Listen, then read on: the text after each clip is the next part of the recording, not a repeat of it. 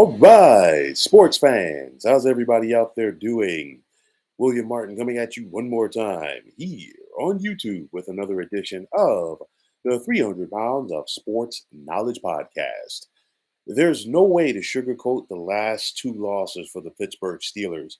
In each of their last two games, Pittsburgh has found themselves on the wrong side of the score at home as they fell to a pair of teams who had each previously only won two games this season.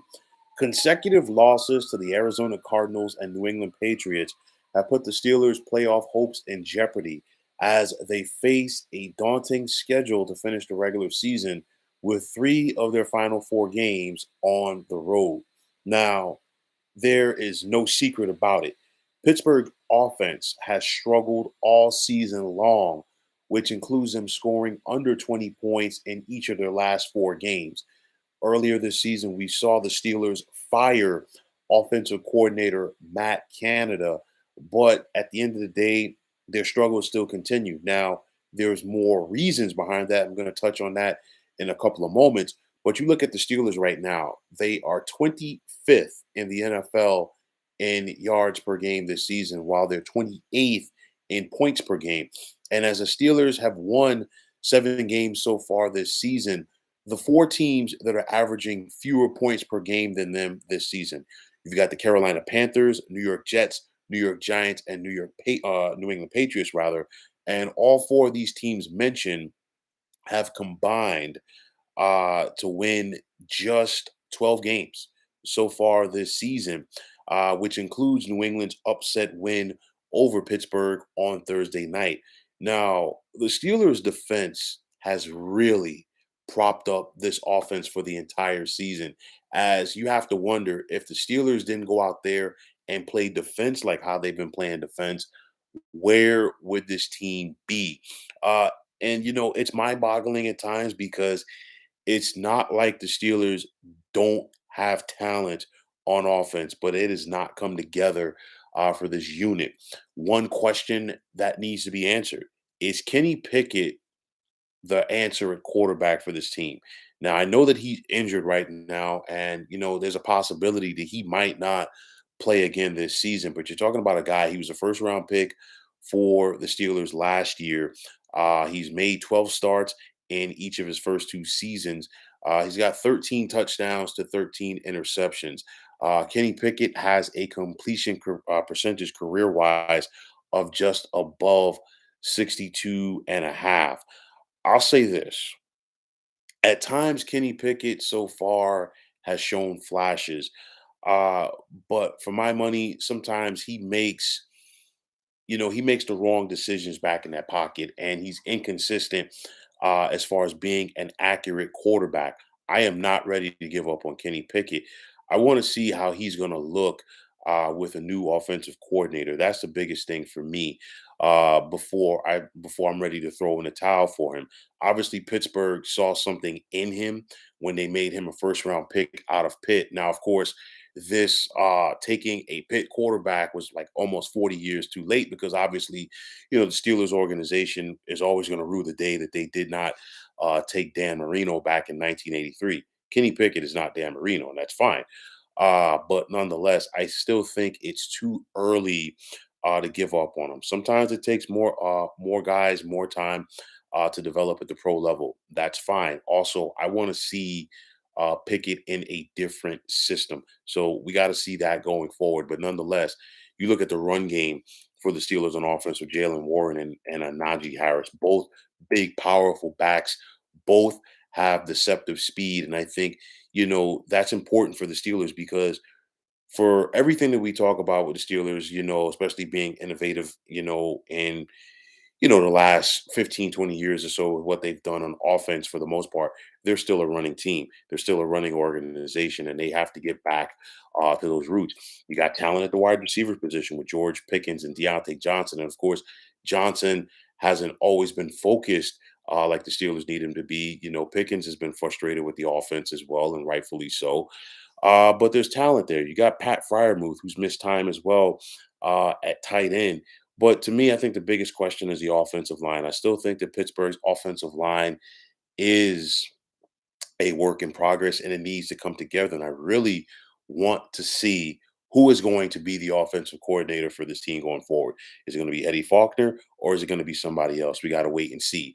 There are people out there who are calling for the Pittsburgh Steelers to move on from Mike Tomlin as their head coach. And, if you followed football and the history of the National Football League, one thing that the Steelers don't do is fire head coaches. I mean, since 1969, the Steelers have only had three head coaches: Chuck Noll, Bill Cowher, and of course Mike Tomlin. All three gentlemen led Pittsburgh to at least one Super Bowl championship. And this is a big reason why no team in NFL history can claim more championships than the Pittsburgh Steelers. They, along with the New England Patriots, each have six championships. But nonetheless, Mike Tomlin, during his 16 plus years with the Steelers, 170, 99, and 2 is his regular season record. And of course, Tomlin has never had a losing season for the Pittsburgh Steelers. Obviously, last year was a work in progress as Pittsburgh, was working through some things. And I think this year as well, I think some of us expected the Steelers to be better because we expected the offense and we expected Kenny Pickett to be better. And that's not been the case right now. I look at it and honestly, I liken the Pittsburgh Steelers to the Tony Dungy Buccaneers. And the reason why is maybe, just maybe, the offense is not held to the same standard that the defense is. And you look at the defensive side of the football. Cam Hayward on that D line is a leader. Cam Hayward is arguably a Pro Football Hall of Famer. TJ Watt has the makings of being a Pro Football Hall of Famer. Minka Fitzpatrick, arguably the best safety in the game right now. So there's so much talent right there defensively for the Pittsburgh Steelers that they are able to put this team on its back. But nonetheless, you can have all of the defensive prowess that you want. At the end of the day, you still have to score more points than the other guy. And the Steelers just can't score those points. Now, getting back to Mike Tomlin, do I think that the Pittsburgh Steelers are going to fire him? Absolutely not. Do I think the Pittsburgh Steelers should fire Mike Tomlin? No. But I think what might happen this offseason, I think you might see some adjustments to the Pittsburgh coaching staff as far as the offensive assistants. I think you might see some adjustments to the roster on the offensive side as well. And then, of course, you look at these last two games that the Steelers lost at home. Obviously, they were favored over both the Cards and the Patriots, but nonetheless, the Kenny Pickett injury did change things. Nonetheless, against the Cardinals, nonetheless, Arizona was dominating that game anyway. Okay. Now, when Mitchell Trubisky comes in, he does not give Pittsburgh the best opportunity or a better opportunity to win over Kenny Pickett. There's a huge drop off, and there's a reason why Mitchell Trubisky is no longer a starting quarterback consistently in the National Football League. There's a reason why he got beat out to be the starting quarterback last year by a rookie quarterback, Kenny Pickett, eventually during the season. Why? Because Mitchell Trubisky just was not playing good football. And I think at this point of Trubisky's career, he is a backup. And I think that showed itself once again as the Steelers lost to the New England Patriots at home this past Thursday night. So they clearly have some quarterback issues in that room. But nonetheless, I still think Mike Tomlin is and will be the Pittsburgh Steelers head coach going forward. So will the Steelers be able to rally and make the playoffs? At this point, it's going to be very tough because those two games right there were what Pittsburgh needed, because right now they're currently eighth. You've got Houston, Indianapolis, and Cleveland all in front of them at 7-5. Cleveland plays, Cincinnati plays Indianapolis tomorrow. Houston plays the Jets, and Cleveland plays Jacksonville. So obviously, if you're Pittsburgh, you're cheering for the teams that those respective clubs are facing. But then if you're Pittsburgh, also you got to try to handle your business coming down the stretch, and you control your destiny. I mean, you've got Indianapolis on the road next Saturday afternoon. You then host the Cincinnati Bengals the following Saturday, your final home game of the year. And then we're talking about your last two at Seattle, a team that is trying to hang in there in the NFC playoff picture, and then you finish up with the Baltimore Ravens. And Baltimore possibly could finish with the best record in the AFC. So the Ravens definitely have a lot to play for. Your defense will keep you in the game, yes, but if you can't score points, it won't amount to a hill of beans.